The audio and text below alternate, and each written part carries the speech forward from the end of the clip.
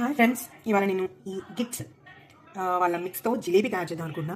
బ్లైండ్గా ఈ steps follow అయిపోతున్నా. సో దానికోసం నా దగ్గర మెజర్మెంట్స్ ఇవి కప్స్ కూడా ఉన్నాయి. అఫ్కోర్స్ ఎలా వస్తుందో తెలియదు కానీ అవన్నీ అయితే రెడీ చేసుకున్నాను. సో ఇవన్నీ మెజర్మెంట్ కప్స్. ఇందులో ఇచ్చినట్టు యాజ్ తీసుకుని మెజర్మెంట్స్ తీసుకున్నా. సో ఇలా కలిపేశాను. వాళ్ళు చెప్పినట్టు ఇలా ఇందులో వేసేసాను కూడా జార్లో. అండ్ నెక్స్ట్ వాటర్ మెజర్మెంట్ అయితే వాళ్ళు చెప్పినట్టే. బట్ 300 grams షుగర్ అంటే నాకు ఎంతో తెలియలేదు. ప్రెజెంట్ అయితే వేసాను. ఆయిల్ని రెడీ చేసుకున్నా.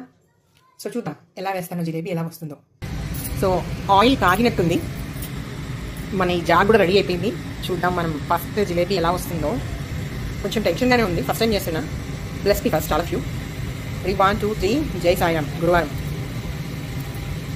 జై దక్షిణ జై దక్షిణామూర్తి నమః.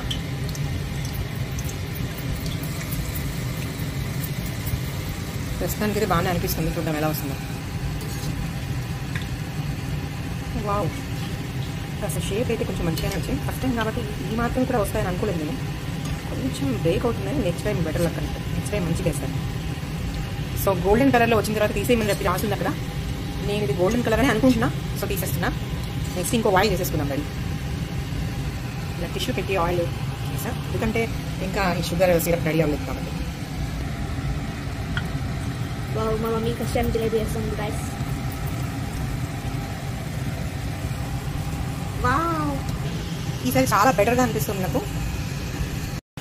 ఎస్, మనం ఎక్స్పెక్ట్ చేసినట్టే ఇందాకటి మీద చాలా బెటర్గా వచ్చాయి. ఇలా వచ్చాయి ఫ్రెండ్స్. ఇది సిరప్ మంచిగానే అయింది. దీనికి ఒకటి ఏమిటంటే పట్టుకున్నప్పుడు కొంచెం జిడ్డుగా ఉండాలట. అలా జిడ్డుగా ఉన్నప్పుడు మనం ఆపేయచ్చు. సో నేను చేసిన జిలేబీని ఇలా వేసేసాను. సో ఫస్ట్ టైం అయినా నాకు తెలిసి బాగానే చేశాను అనుకుంటున్నా.